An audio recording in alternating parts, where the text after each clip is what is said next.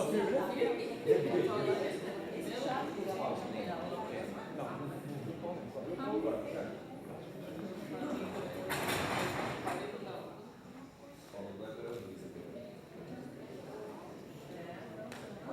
dia. Tudo bem?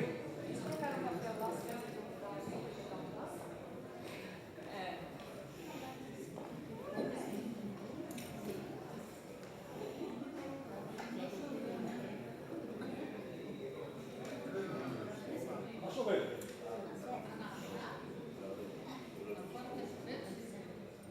Um quinto cada um minuto. Por aí. Mais ou menos isso.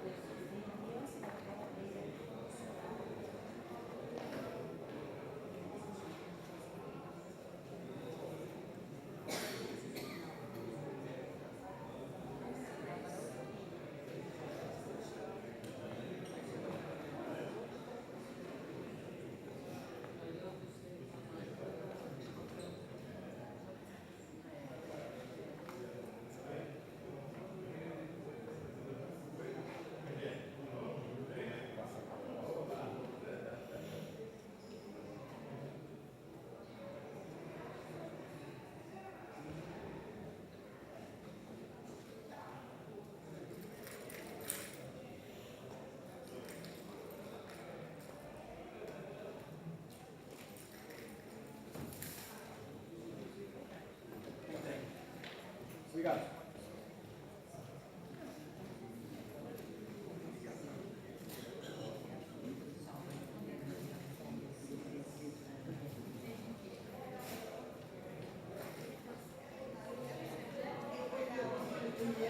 É comigo mesmo. Oi, graças a Deus, como vai? Bom dia.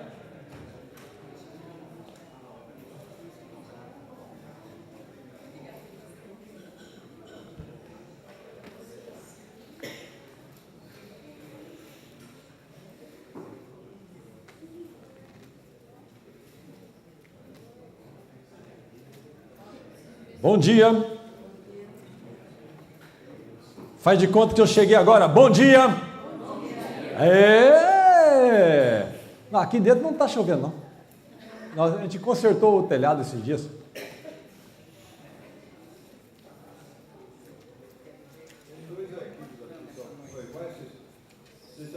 São iguais aqui? São. Um é PDF, o outro é...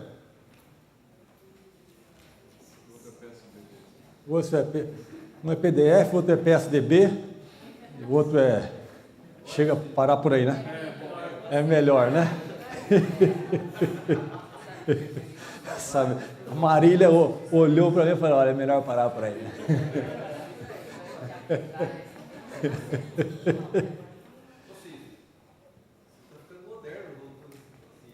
Sabe, gente, vocês ficam usando o PowerPoint, esse negócio moderno, quero ver vocês usarem isso aqui, ó.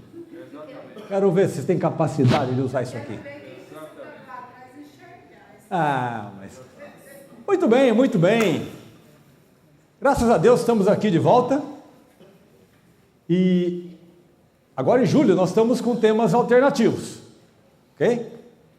Domingo passado nós vimos uma simples comparação entre a vida de Samuel e a vida de Sansão. Não é? Dois caras interessantes que tiveram dois nascimentos assim, estupendos, né? Maravilhosos, com grande intervenção de Deus, e cada um foi tomando as suas decisões ao longo da vida, né? E todas as decisões produzem consequências e cada um foi então colhendo suas consequências.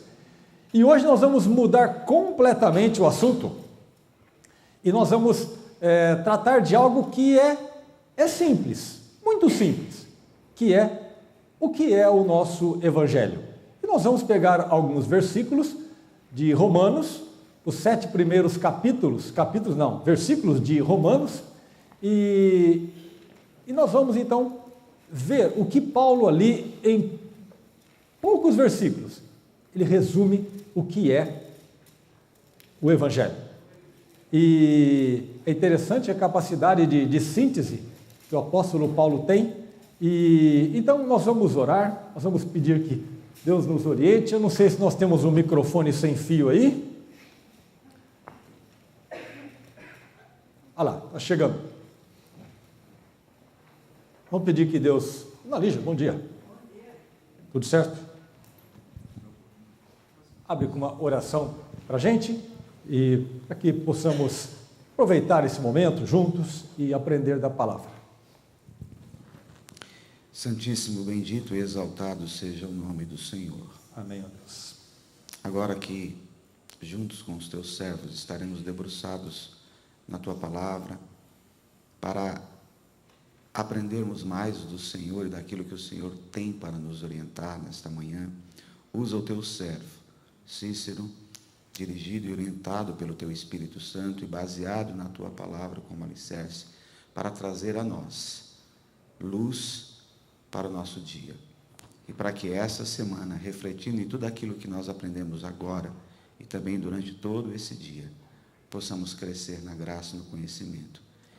E também, ó Deus, anunciar a outros o teu bom evangelho. Ó Deus, sê com todos aqui. E que a graça do Senhor possa nos fortalecer, hoje e sempre, em nome de Jesus. Amém e amém. Amém, Senhor. Muito bem. Olhando assim, só para vocês saberem, no final nós temos hoje visitantes, um casal que nós estamos conhecendo lá. E eles moram nessa região, mas estão voltando de uma época de trabalho lá. Eles podem, com esse microfone, podem dizer o nome de vocês. Coincidentemente, ou graças a Deus, eles estão voltando da Alemanha, bem na região onde o Davi está. Nós estamos conversando 2, 3 minutos ali, e depois a gente pode conversar mais. Pode dizer um nome para a gente? A todos? Andréa. Andréia e Luciano. Daniel. O Daniel está assim, repousando. Deixa ele descansando aí. O Daniel percebeu logo a qualidade do professor e pegou o travesseiro que nós temos. Está certo ele. Está certo ele. Ele tem controle e padrão de qualidade. Né? Muito bem.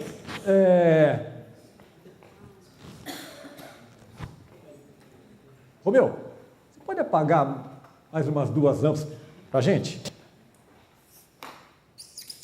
Há muito tempo que vocês não veem um flip chart, né?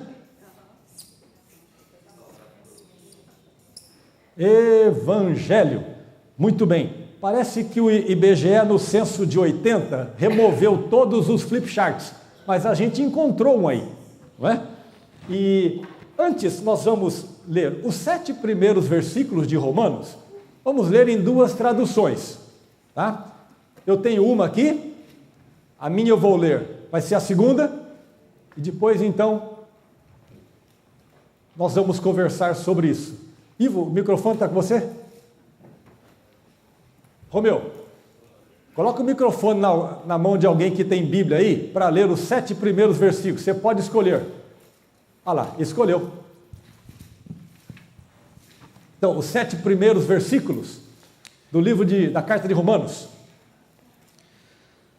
Paulo, servo de Jesus Cristo, chamado para ser apóstolo, separado para o Evangelho de Deus, o qual foi por Deus outrora prometido por intermédio dos seus profetas nas Sagradas Escrituras, com respeito a seu Filho, o qual, segundo a carne, veio da descendência de Davi, e foi designado Filho de Deus com poder, segundo o Espírito de santidade, pela ressurreição dos mortos, a saber, Jesus Cristo nosso Senhor, por intermédio de quem viemos a receber graça e apostolado por amor do seu nome, para obediência por fé entre todos os gentios, de cujo número sois também vós, chamados para serdes de Jesus Cristo. A todos os amados de Deus que estais em Roma, chamados para serdes santos, graça a vós outros e paz, da parte de Deus nosso Pai e do Senhor Jesus Cristo. Obrigado. Agora eu vou ler numa outra tradução. Eu, Paulo, servo de Cristo Jesus, escrevo esta carta. Deus me chamou e me separou para ser seu apóstolo, a fim de que eu anuncie a boa notícia do Evangelho de Deus. Há muito tempo, essa boa notícia foi prometida por Deus por meio dos seus profetas e escrita nas Escrituras Sagradas. Ela fala a respeito do Filho de Deus, o nosso Senhor Jesus Cristo, o qual, como ser humano, foi descendente do rei Davi. E quanto à sua santidade divina, a sua ressurreição provou com grande poder que ele é o Filho de Deus. Por meio de Cristo, Deus me deu a honra de ser apóstolo no serviço de Cristo para levar pessoas de todas as nações a crerem em Cristo e a serem obedientes a Ele. Entre estas pessoas estão vocês que moram em Roma, a quem Deus tem chamado para pertencerem a Jesus Cristo. Por isso eu escrevo a todos vocês que estão em Roma, todos vocês a quem Deus ama e a quem Deus tem chamado para serem o seu próprio povo.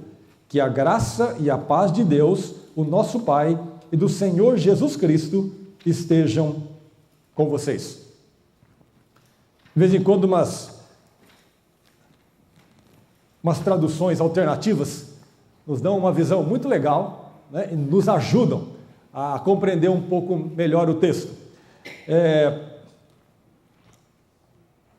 Carta aos Romanos. Vamos só lembrar um pouquinho um histórico da carta, ok? O que aconteceu, por que Paulo escreveu. Então, nós temos aí, carta aos Romanos. Paulo estava em Éfeso, é o final da terceira viagem dele. Ele está saindo de Jerusalém para levar ofertas. Por quê? A igreja de Jerusalém passava por momentos financeiros muito complicados, não só a igreja, né? Mas a cidade e grandes problemas naquela cidade levaram toda a população a fugir e, enfim, a igreja estava precisando de socorro. E Paulo então faz uma grande coleta e ele leva dinheiro lá para Jerusalém. Mas o propósito de Paulo era ir para a Espanha. Ele fala no final de Romanos mais sobre isso. Por quê?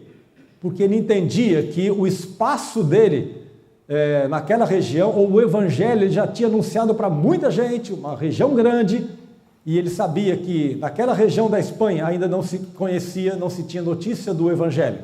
Então ele quer ir para a Espanha. E na cabeça de Paulo,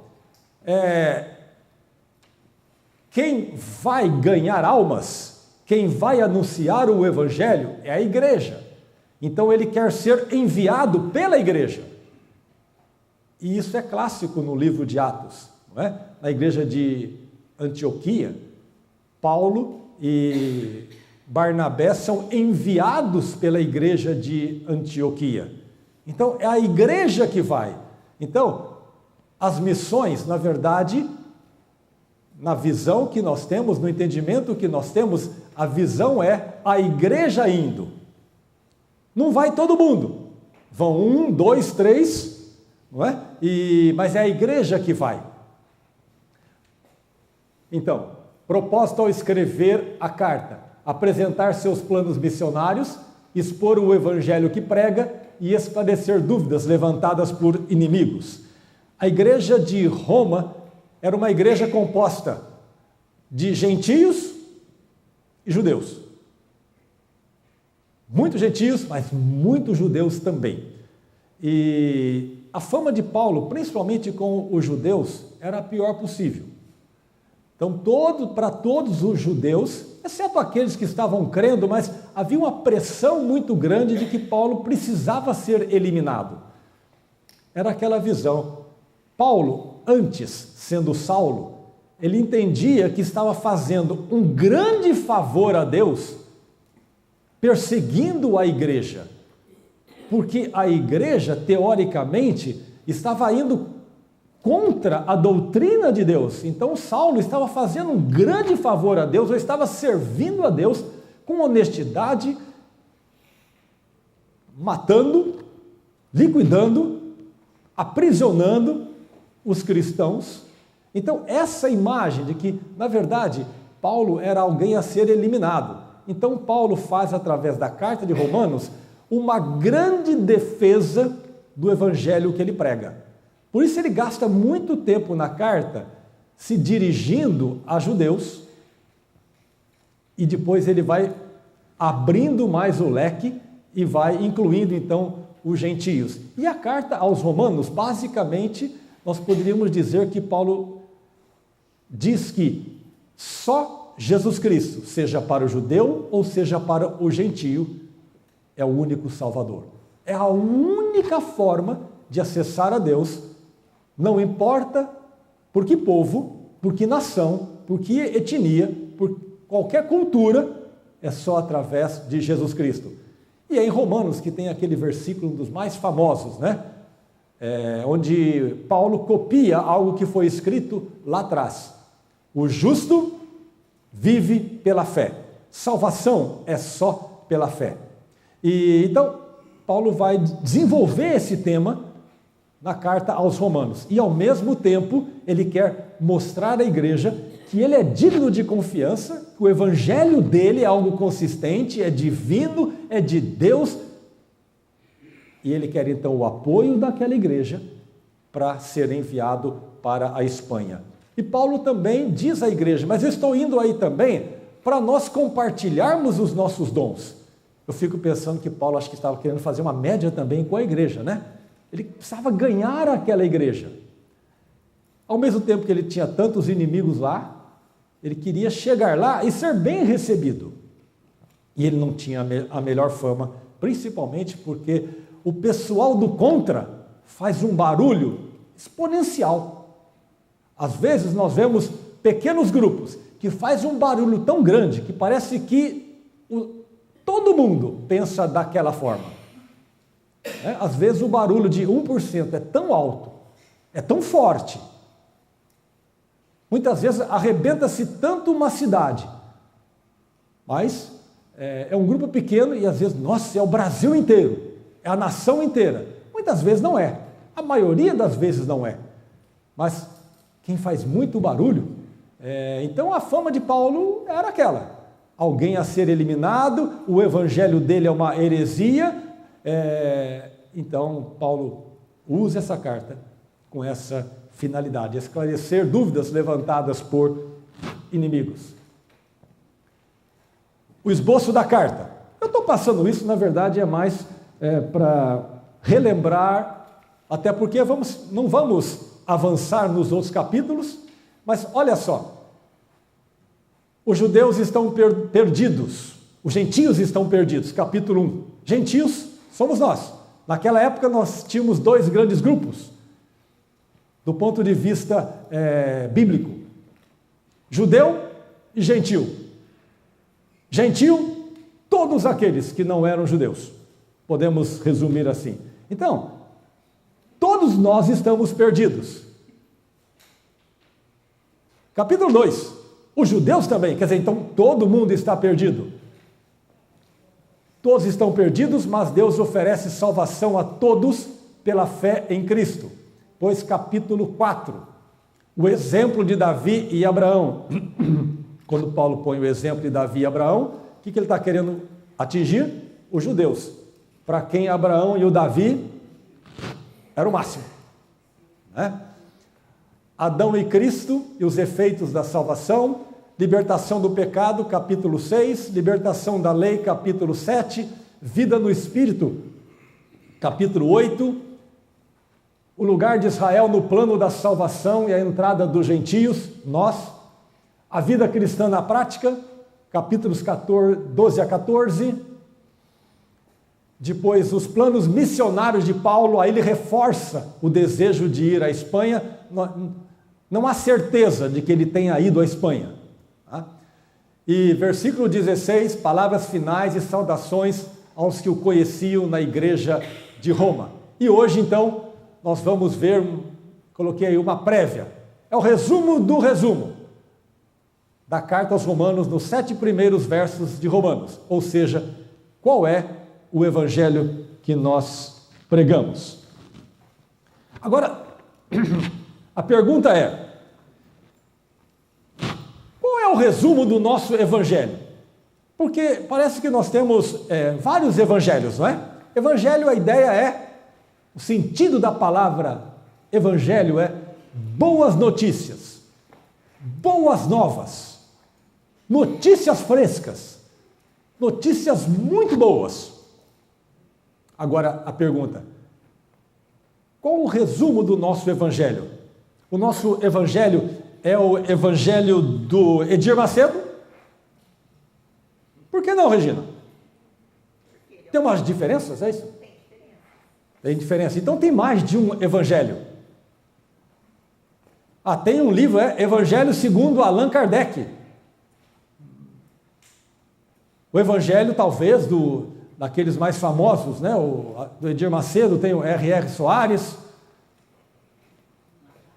Evangelho segundo presbítero Wilson.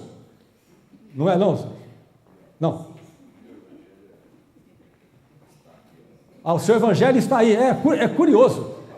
O meu evangelho está aí na palavra. Mas será que os outros não estão? Então vamos pensar um pouquinho. Cada um pode dizer, até porque, gente, nós já lemos o texto, então ficou fácil. É prova com consulta hoje. Entendeu? Podem colar aí, prova com consulta, que normalmente são as mais difíceis. Professor, quando fala prova com consulta, o aluno bobo, vou matar a pau, né? Leva um chumbo, porque se não sabe a matéria, não sabe nem onde procurar. Leva 2 livros, 3 livros, né? O cara não sabe consultar. Mas, ok. Evangelho. Quais são as características do evangelho que Paulo coloca, ou que você aprendeu? Então, um de cada vez. De cada vez, uma palavra, uma sentença. Sentença não cabe. No máximo 3 palavras você pode dizer para resumir o seu evangelho.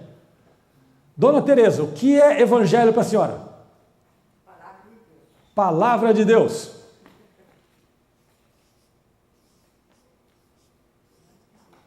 Palavra de Deus.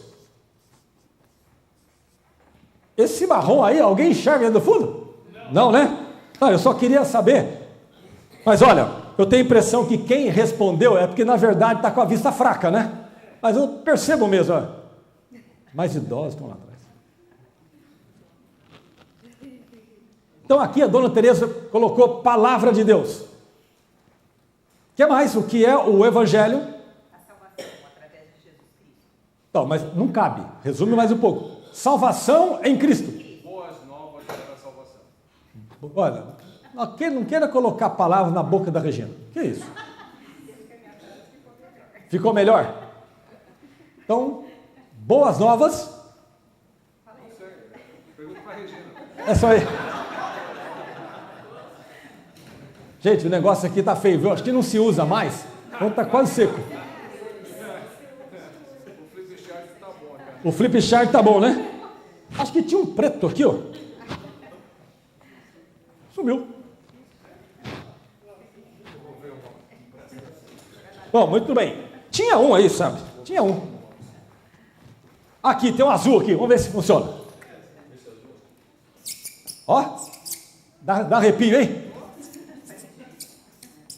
Boas novas em Cristo. O que mais? Seu Wilson, pode falar. Boas novas. Boas novas. Que mais? Qual a característica do evangelho? Que é o evangelho? Quando você vai anunciar o evangelho, você quer dizer o quê? Hein? Revelação. Mas olha,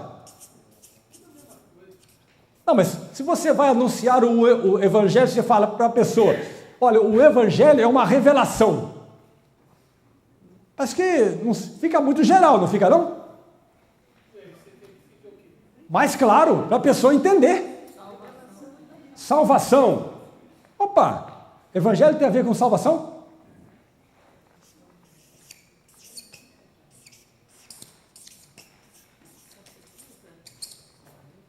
Salvação. O que mais dentro da palavra evangelho? Hein? perdão.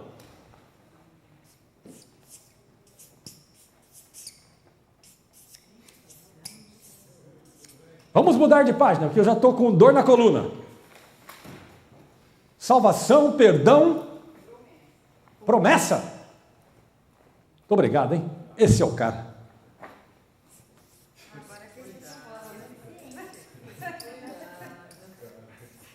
Promessa. Que mais? Mais alguma palavra? Caminho para Deus. Caminho para Deus.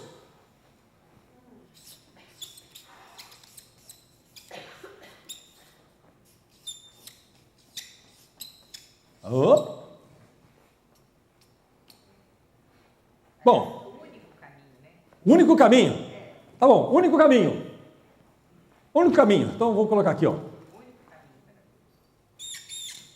O um aqui, ó, entre aspas assim, ó, fica um, de único. Mais alguma ideia da palavra evangelho? O que você quer dizer com isso? Amor de Deus. Antigamente o pessoal falava que dava arrepio quando faz o barulhinho, né? Mas eu acho que ninguém ouve isso aqui há tanto tempo que já perdeu a sensibilidade. Amor de Deus. O que mais? Romeu, alguma coisa aí?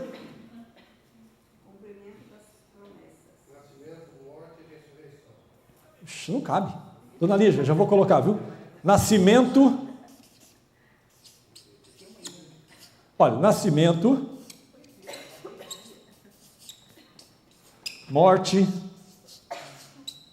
e ressurreição. Muito bem. Dona Lígia falou em promessas. Cumprimento de promessas. Opa!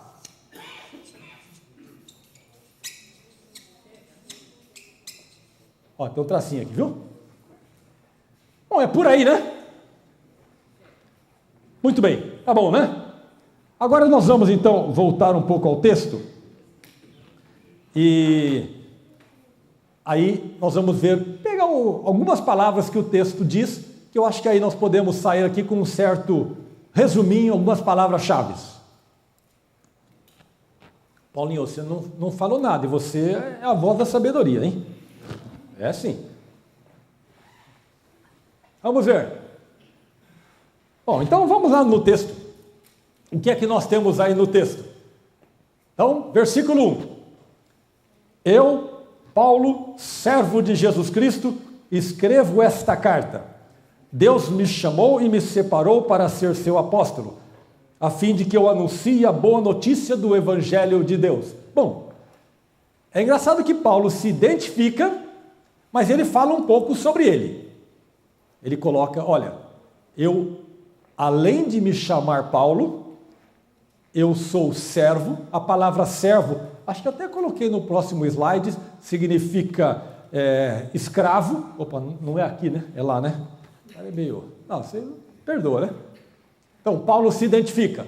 Nome, Paulo. Identificação, escravo de Jesus Cristo, é exatamente a palavra, porque a ideia de alguém que foi comprado, né? Então, escravo. Uma palavra em desuso hoje, mas profissão. Coloquei a palavra profissão. Mensageiro do Evangelho de Deus. É assim que ele se coloca. Ok? Então ele está escrevendo a igreja de Roma, ele fala, olha, o remetente vem primeiro. É como se fosse um de para, né? Destinatário.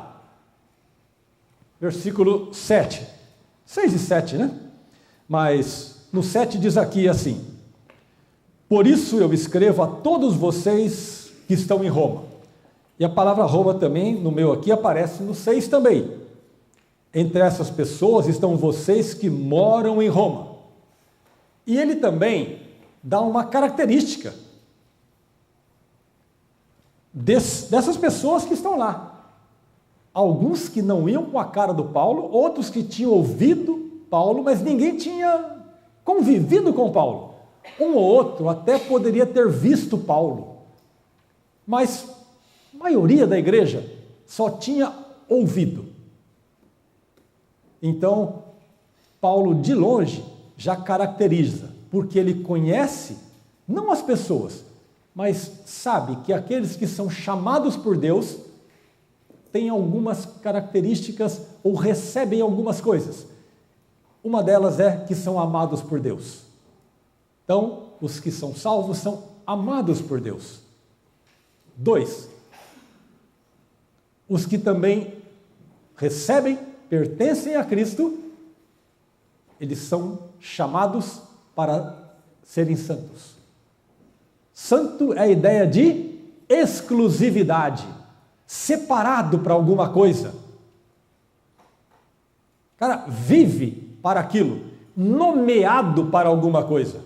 Sai no diário oficial, nomeado, designado para alguma coisa. Isto é ser santo. Então Paulo diz isso dos membros daquela igreja. Isso não deveria ser grandes novidades, não deveria ser algo desconhecido, mas é algo que Paulo enfatiza para a gente. A igreja, cada um de nós, é alguém amada por Deus, por quem Jesus deu a vida. Jesus deu a vida por nós, individualmente e coletivamente. E deu a vida, nos comprou e nos chamou para um trabalho específico, ou para que haja trabalho, não é? Então ele nos chamou e naquela figura da igreja como corpo, nos coloca no corpo para que convivamos com os outros irmãos, tenhamos uma ligação direta com a cabeça que dirige o corpo e cada uma das células, e cada célula convive com as células que estão ao lado.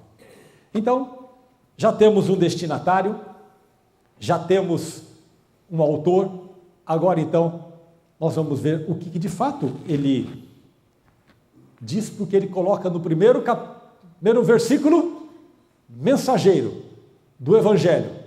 E agora, nesse intervalo, ele vai falar qual é o Evangelho que ele anuncia. É muito isso. Vamos ver algumas expressões de Paulo. Então, qual é o Evangelho? Antes, um jeitinho de estudar alguns textos bíblicos é: quantas vezes temos o nome de Jesus no texto? Vamos olhar, olha o seu texto. Quantas vezes nossa vida enroscou.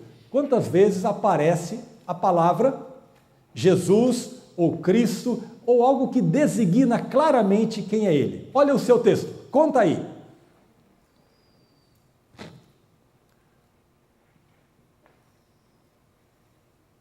Olhem os versículos, contem aí na sua Bíblia. Quantas vezes o nome de Jesus aparece? Ou algo referido a Ele, algo dele? 6. Ela contou 7. É que às vezes não aparece bem a palavra, mas... Hein? Ela contou 9. Isto é, algo que se refira diretamente a uma pessoa como Filho de Deus, Jesus. Então, olha só, em 7 versículos, aparece a palavra Jesus é o centro, e aparece 7, 6, 8, 9 vezes. A pergunta quase, entre aspas, não sei se é a palavra certa, idiota, né? Será que Jesus é importante no Evangelho? Isso que ele está anunciando? Agora, quem é Jesus no texto? Quais são as características desse Jesus que aparece aí 7, 8, 9 vezes no texto? Quem é Jesus? Qual a característica dele? Filho de Deus. Algo mais? Descendente de Davi. Isso tinha uma ligação fortíssima com os judeus. Lembra? Paulo está defendendo o peixe dele, mostrando o evangelho que ele prega, mostrando a doutrina cristã, mas ao mesmo tempo ele quer que o judeu entenda que ele é do mesmo time deles. Então, Jesus é uma verdade, veio de fato de Davi. O que mais? Nosso Senhor nosso Senhor, ressurreto, quer dizer, ressurgiu, Salvador. Agora vamos mudar. Quantas vezes aparece ou se refere diretamente a Deus, o Deus Pai?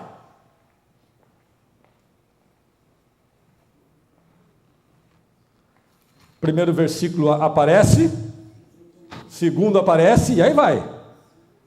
O último aparece, quarto aparece, no meu 6 aqui, ó. Entre essas pessoas estão vocês que moram em Roma, a quem Deus tem chamado para pertencerem a Jesus Cristo. Aparece Deus nesse versículo para vocês? Enfim, vamos ter mais uma meia dúzia aí de Deus, da palavra Deus. Então, olha só, os personagens principais desses 7 versículos. Jesus é um personagem central nesses 7 versículos. Outro grande personagem é Deus. Outro grande personagem desses 7 versículos, quem é? Já falamos 2. Paulo. Quem mais? A igreja. Os gentios. Os amados. Os judeus. Então, ao estudar um texto, saber os personagens principais é importante. Ainda mais quando em 7 versículos fala mais de 7 vezes de um só. Esse cara deve ser o ator principal. E por último, quem é Deus no texto? Deus que aparece umas 5, 6 vezes. Qual é o papel dele no texto? Como é? Pai de Jesus. Como é que é? O dono do evangelho. Opa, interessante. Evangelho tem dono. Então, ele é pai de Jesus Cristo. Ele é o dono do evangelho. Interessante, né? Ele é mais alguma coisa aí? No texto. Ah, ele não é só... Ele é pai daqueles e nosso também. Então, ele é pai dos cristãos, dos membros da igreja de Roma e nosso também. Enfim, já sabemos os personagens principais, o que se fala de cada um no texto, rapidamente, e agora nós vamos ver um pouquinho, versículo por versículo.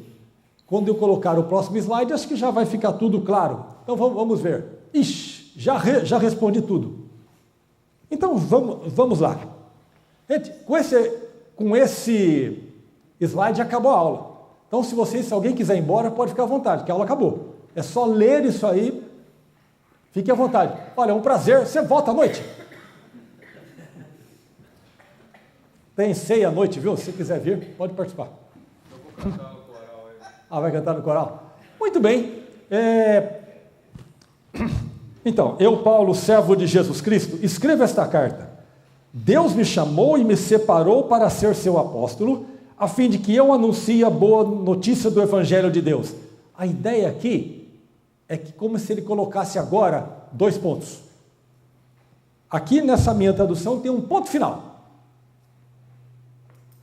Então ele põe 2 pontos e vai começar a falar que evangelho é esse que ele anuncia. Ele vai gastar quase que a carta inteira falando isso. Mas de saída, ele já resume. Então, na tradução de vocês, quem está com o microfone, leia aí o versículo 2. Olha lá, ô Romeu, você não tem Bíblia? Puxa, mas que vergonha. Ih, ele vai abrir a Bíblia dele ainda. Então, agora ele está sem óculos. Mas enfim, alguém lê alto aí, depois eu... O qual foi por Deus outrora prometido por intermédio dos seus profetas nas Sagradas Escrituras. Ok, então, esse evangelho, versículo 2, foi por Deus outrora prometido. Então, o dono do evangelho é Deus, portanto, esse evangelho é, em primeiro lugar, divino. Ok? Tá fácil, hein? Também com cola, até eu. Demais. Ou continuando. Foi por Deus outrora prometido. Mas como é que Deus falou? Através de quem? Dos profetas. E os profetas escreveram onde? Onde é que está isso? Então, em segundo lugar, o nosso evangelho, o evangelho que Paulo está dizendo, é um evangelho bíblico. Está registrado, está escrito, já foi registrado, já foi escrito. É o que Paulo está dizendo. Já foi. Não tem mais nada novo. Deus já revelou o conteúdo do seu evangelho, da sua mensagem. Deus já disse o suficiente, o que ele achou que tinha que dizer a respeito do evangelho. Inclusive quem o receberia e quem o rejeitaria. E vai ser, pouquinho na frente, nós vamos falar desse quem. Agora, olha só. Então, há muito tempo essa boa notícia foi prometida por Deus, por meio dos seus profetas e escrita nas Sagradas Escrituras. Então, Paulo está escrevendo há 2000 anos atrás, e ele sabe que tem, vamos dizer assim, um Velho Testamento inteiro, já está todo escrito, já está todo revelado. Paulo vai detalhar, os evangelhos vão esclarecer. O evangelista Mateus, ele era judeu, a turma não gostava muito não, porque ele era muito mais do que da Receita Federal. Além de ser da Receita Federal, cobrando impostos, ele cobrava muito mais do que devia.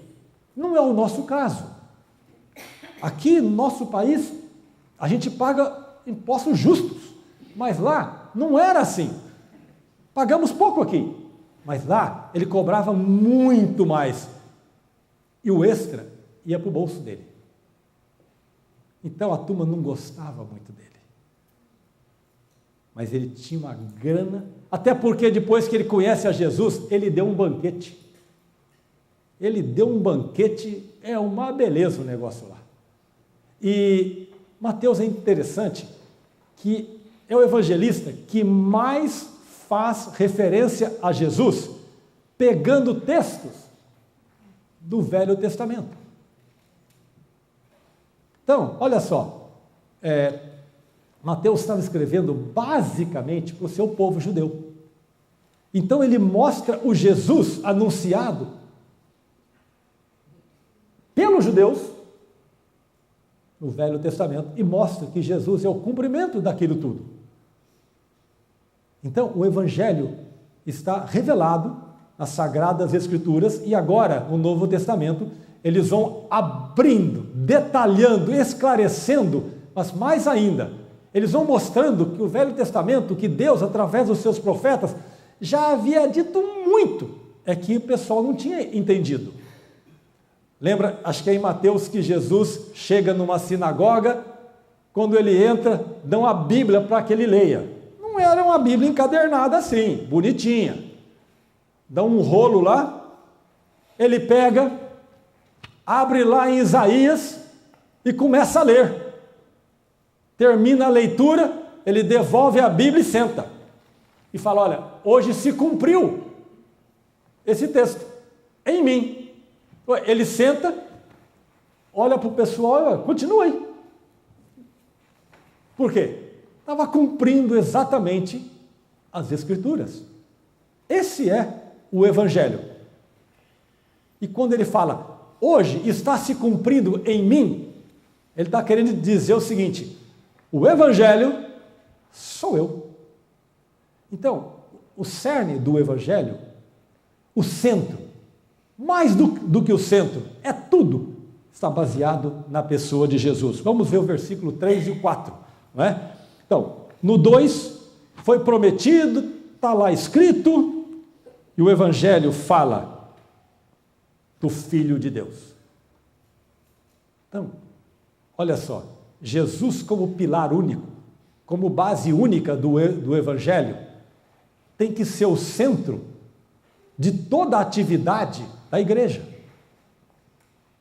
Quando nós saímos de casa para vir ao culto, para vir à igreja, a gente vem e deveríamos vir por causa de Jesus, por causa do Deus Pai. E a gente viria aqui, não é para receber, a gente vem para adorar, para louvar a Deus, a Jesus.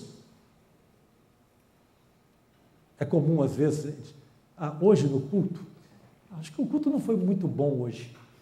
Quando a gente fala assim, o que nós estamos querendo dizer? Parece que eu não recebi muito. Não, você não veio para receber, você veio para dar. Você veio para adorar, cantar, bendizer ao Deus Todo-Poderoso. Um microfone aqui para o seu Wilson. Porque você está gravando o seu Wilson. E a sua voz, a voz do senhor tem que aparecer. É uma das mais importantes. O mistério do Evangelho é Cristo em vós, que o próprio Paulo fala em outro texto, né? Cristo em vós. É o resumo. Centro, o resumo de tudo. É o resumo da ópera, né? É o resumo da ópera. Então, o Evangelho, ele tem que estar baseado na pessoa de Jesus. A pregação tem que estar baseada na pessoa de Jesus. O anúncio da mensagem, a proclamação da mensagem, a exposição bíblica, tem que estar centralizada em quem é tudo no Evangelho. Então, quem tem que ser valorizado na igreja? O mais famoso na igreja, Jesus Cristo. O mais famoso em segundo lugar, se é que existe essa expressão, é Jesus. O terceiro mais famoso, Jesus. Ele é tudo. Então, quando o centro da comunidade, da igreja, não está em Cristo, algo está capenga. Algo está descompensado. Então, Deus Pai anunciou lá atrás a mensagem, ela está escrita, ela está datilografada, gravada, e ela é a respeito, não é de um cara qualquer, mas é o Filho de Deus. Não é um Filho de Deus, é o Filho de Deus. Então, veja que isso é um divisor de águas. Quando nós falamos que Jesus Cristo é absolutamente o único, em que não há salvação em nenhum outro, que Ele é a única resposta de Deus, a gente bate de frente com tantas outras filosofias e é aí que o cristão se torna inflexível. Seu Wilson, o senhor vai emprestar o microfone ali para o Ivo. Cícero, só um acréscimo. Um acréscimo ou um conserto? Pode consertar também. Não tem nada para consertar. Paulo escreveu a primeira carta, antes de todos os evangelhos, dos 4 evangelhos. A primeira carta que Paulo escreveu foi Gálatas. Foi a primeira carta do Novo Testamento. Nenhuma outra havia sido escrita antes. Em Gálatas, ele começa falando da mesma forma sobre o seu apostolado. E lá no versículo 6, ele diz assim: admira-me quão depressa vocês estão passando do evangelho que foi anunciado para um outro evangelho. E aí ele diz assim: se alguém vier anunciar um outro evangelho, que não aquele que eu vos tenho anunciado, seja maldito, anátema. Essa foi a primeira carta que já estava acontecendo um problema dentro das primeiras igrejas que ele começou com Barnabé. E ele tem que ir e escrever essa carta para corrigir esse erro. Romanos é a última carta de Paulo. Passado mais de 35 anos, é a última carta de Paulo. Depois do começo de Gálatas até Romano, muitos evangelhos começaram a surgir no meio da igreja. Foi aí que surgiu a necessidade de Marcos escrever o primeiro evangelho que a gente conhece, que é o evangelho de Marcos. para dizer que é assim que Jesus viveu. Quando Paulo escreve para Roma, ele está no caminho para a Espanha, vai passar por Roma, ele tem que deixar claro que o evangelho que ele está pregando é o mesmo evangelho que ele começou lá em Gálatas, para corrigir Gálatas, que é um evangelho só, que é Jesus, e que esse evangelho está absolutamente baseado no Antigo Testamento, não em novas revelações que vieram para dentro de Roma, porque a gente tem que entender que Roma era uma grande igreja com um grande poder aquisitivo, por isso que ele tinha que ir lá, com vários pensadores e com muita influência sincrética. Tinha muita gente falando coisa que não era de Deus, com evangelhos que não eram de Deus. Então Paulo, olha, o evangelho é esse, é esse, é esse, é esse, é esse, é esse, é esse, é esse. E é esse que eu anuncio. Por quê? Como você disse, já tinha um grupo fazendo a caveira de Paulo lá, dizendo, olha, tem gente aqui, Paulo vem falar uma coisa que não é de Deus. Então, Paulo, não, eu vou anunciar aí para vocês isso, isso, isso. O que acabou não acontecendo, mas ó, isso que eu estou dizendo. Por isso que ele começa, introduz essa carta dizendo, olha, o mesmo evangelho, desde Gálatas, primeira carta, até hoje eu estou anunciando a mesma coisa. Jesus é o homem, é o cara. Exato.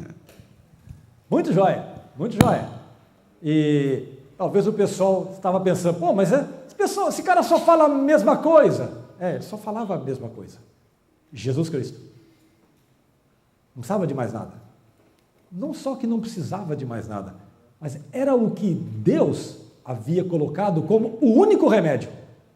Não tinha outro. O que mais, então, que compõe esse evangelho, nesse texto, né? Então, olha só.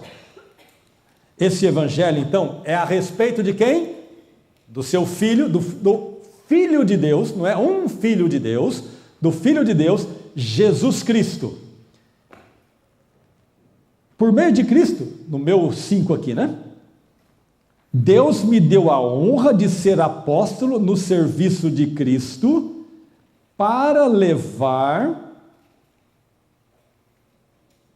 pessoas de todas as nações a crerem em Cristo. Eu pulei um, né? Depois eu volto. Então, destinado a quem? A todos os gentios. É aquela ideia, com aquelas expressões clássicas que Deus disse quando chamou Abraão. Abraão, vou fazer que através de você, sua família e sua descendência, o mundo inteiro seja abençoado. Só queria fazer uma pergunta antes. Que horas são? Eu não ouvi sinal. 11 horas? E 8? Ok. Então, o evangelho de Deus é para ser levado ao mundo inteiro. Deus quer abençoar o mundo inteiro. E desse mundo inteiro, muitos irão crer, muitos crerão e formam a igreja dele. Mas antes nós vamos voltar naquele ponto, por isso que eu tenho aqui na penúltima. O evangelho é universal, para todas as raças. E vamos voltar lá no versículo 4. Então, versículo 3 do meu aqui, ele fala a respeito do Filho de Deus, o nosso Senhor Jesus Cristo, o qual, como ser humano, foi descendente de Davi. E quanto à sua santidade divina, a sua ressurreição provou com grande poder que ele é o Filho de Deus. O Filho de Deus. Então ele veio, e tem uma outra tradução aí que usa até a palavra graça, não tem? Leiam, por favor, esse versículo que usa a palavra graça, mostrando que isso é um cerne, ponto central do Evangelho. Jesus veio por amor. Não foi por causa dos nossos lindos olhos, podemos ter certeza disso. Nós éramos inimigos. Então leia aí o versículo, acho que o 4, que fala... 5. Leia o 5, por favor, quem está aí? Por intermédio de quem viemos a receber graça e apostolado por amor do seu nome, para a obediência por fé entre todos os gentios. Então, a palavra graça, entre aspas, é mágica, porque é algo que nós não conseguimos expressar. Eu fico pensando, às vezes uso uma expressão para tentar mostrar o que é parte da graça. É quando você deve 1 bilhão de euros, agora não falo mais dólares, eu falo euros. 1 bilhão de euros é a nossa dívida, e você tem R$1 no seu bolso. Dá para quitar? Difícil, né? Difícil, né? Quando não tem nada no bolso. Não, mas R$1, vai. R$1 no bolso. Não temos nada para pagar esse 1 bilhão de euros. Aí a pessoa chega, não só, vou esquecer. Não, Deus não esqueceu. Deus, vamos dizer assim, Deus, entre aspas, Deus não é que Deus perdoou a dívida nossa. Não, é que Jesus pagou a dívida nossa. É diferente. Deus não deixou para lá o pecado da raça humana. Deus não deixou, um negócio, deixa para lá, vamos começar de novo. Negativo, porque senão Deus não seria justo. Deus é amor, mas Ele é absolutamente justo. E pecado é morte. Então, Jesus veio e quitou. Esse é um negócio esquisitíssimo de entender. Não dá para entender. Ele toma a iniciativa e vem, quita a dívida através do seu Filho Jesus Cristo, que ressuscita com poder e agora nos chama, nos põe no corpo e dá serviço para nós. Paulo fala, o meu serviço é ser mensageiro, mas há muitos serviços. Tem serviço na comunidade, na igreja, para todo mundo.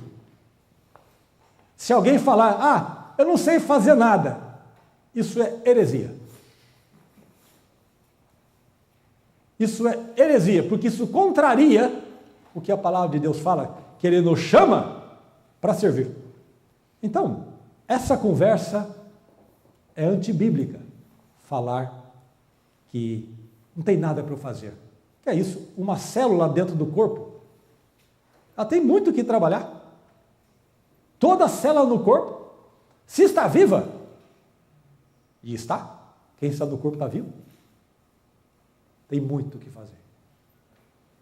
Pode não ser a célula mais famosa no corpo, isso é relevante, mas ela tem o seu papel no corpo. E Paulo fala, o meu papel é anunciar a mensagem.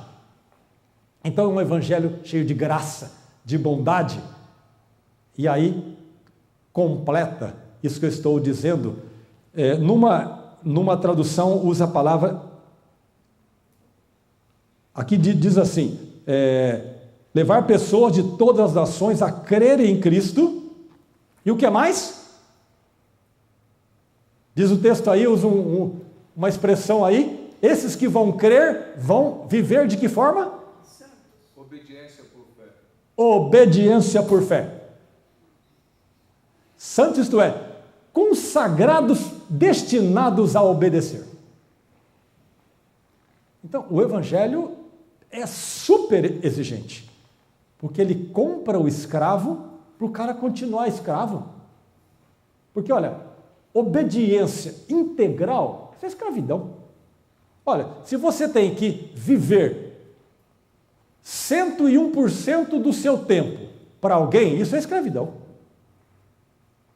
E Jesus nos comprou para que no corpo vivamos nesse corpo 25 horas por dia. Não é trabalhando 25 horas por dia, mas é vivendo 25 horas por dia. Convivendo, amando, servindo, ligadíssimo na cabeça, porque é a cabeça Jesus que dá o caminho, dá as ordens. Então, esse é o nosso evangelho, ou melhor, esse é o evangelho que Paulo coloca na introdução da sua carta aos Romanos. Como disse o Ivo, a última carta com o mesmo conteúdo que ele escreveu há 30 anos atrás aos Gálatas. O Evangelho é o mesmo.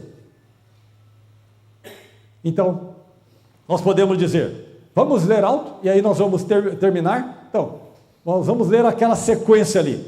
O Evangelho é divino, bíblico, cristocêntrico, benevolente, exigente, universal, e comunitário. Por que comunitário? O que tem a ver com comunidade aqui? Olha essa tradução. Por isso eu escrevo a todos vocês que estão em Roma, todos vocês a quem Deus ama e a quem tem chamado para ser o seu próprio povo. Que a graça e a paz de Deus, o nosso Pai, do Senhor Jesus Cristo, estejam com vocês. Não é? No versículo 6 aqui. Entre essas pessoas, isto é, gentios, estão vocês que moram em Roma, a quem Deus tem chamado para pertencerem a Jesus Cristo. Ele chamou, formou a igreja, somos nós. E a igreja tem que viver como igreja, parece brincadeira. Mas a igreja tem que viver como igreja. Não dá para ser igreja e não estar junto e vivendo com a igreja. Não existe evangelho individual. As figuras que o Novo Testamento, que o Velho Testamento colocam para povo, para a igreja, ele está falando em conjunto. A figura do corpo eu acho que é a melhor. Não dá para uma célula viver fora do corpo. Uma célula fora do corpo, ela não é do corpo. Uma célula está no corpo para viver e servir o corpo. E servir não é do jeito que ela quer, é do jeito que a cabeça orienta para a qual ela foi colocada naquela posição. Se joelho, trabalhar como joelho, ligado à cabeça, aos outros, com uma função, mas acima de tudo, membro do corpo, ligado à cabeça, ligada a todos. Então, esse é o Evangelho. E aí, finalizando, tudo o mais que é diferente disso que nós ouvimos, nós temos que pegar o que ouvimos e, de uma certa forma, colocar dentro desse padrão aqui. É divino, está escrito, é assim que está escrito, é desse jeito que o autor quis dizer. Cristo é o centro absoluto dessa conversa, dessa filosofia, favorece a comunidade, é baseado na graça, enfim, esse é o Evangelho nosso. É isso que Paulo está colocando em Romanos, que a gente pôde conversar hoje. Algum complemento? Você pode só pegar o microfone, senão o Romeu fica com o microfone o tempo todo, não deixa ninguém falar. E seria um erro meu pegar da mão dele sem pedir também. É verdade. Mas aqui em Romanos 8 diz o seguinte: sabemos que todas as coisas cooperam para o bem daqueles que amam a Deus, daqueles que são chamados segundo o seu propósito. Porquanto aos que de antemão conheceu, também os predestinou para serem conformes à imagem de seu Filho, a fim de que ele seja o primogênito entre muitos irmãos. E aos que predestinou, a esses também chamou. E aos que chamou, a esses também justificou. E aos que justificou, a esses também glorificou. Esse é o resultado do Evangelho em nossas vidas. Vamos terminar com uma oração? Nosso Deus e nosso Pai, nós te agradecemos pela vinda de Jesus Cristo. Nós te agradecemos, ó Pai, porque a morte que era nossa, o Senhor conduziu, aceitou que o seu Filho pagasse pela nossa morte. Agradecemos por isso. E mais, o Senhor não nos perdoou em Cristo, ou não quitou as nossas dívidas em Cristo para que ficássemos soltos, mas para que vivêssemos em Cristo, para que vivêssemos em unidade, para que vivêssemos para servir obedecer a palavra, conhecer a palavra, andar segundo a mente do Senhor Jesus. Ó Pai Santo, agradecemos por isso. É inexplicável, não há palavras, ó Deus, que possamos dizer, a não ser dia a dia, louvarmos, adorarmos, bendizermos a Ti, ó Pai, por ser Deus, Senhor, misericordioso e gracioso. É por meio de Jesus, Senhor nosso e Salvador nosso, que oramos. Amém.